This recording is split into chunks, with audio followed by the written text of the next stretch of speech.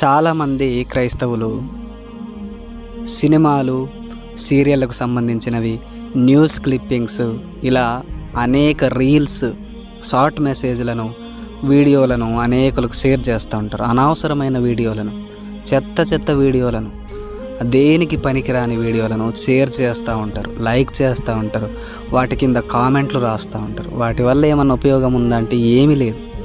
కానీ చాలామంది విశ్వాసులైన వారు, దేవుని సువార్త పనిలో ఉన్నవారు, దైవజనులైన వారు ఆ గంటల మెసేజ్లను చిన్న బిట్ల రూపంలో, షార్ట్ మెసేజ్ల రూపంలో చేసి ఎంతో శ్రమపడి, ఎంతో కష్టపడి ఎంతోమందికి సువార్త అందించాలనే ఉద్దేశంతో చేస్తారు. వాటి కింద చూస్తే లైకులు ఉండవు, కామెంట్లు ఉండవు, వాటిని ఎవ్వరికీ షేర్ చేయరు. కనీసం నువ్వు సువార్త చెప్పకపోయినా ఆ వీడియో రూపంలో అయినా ఇతరులకు సువార్తను చేరవేయచ్చు కదా.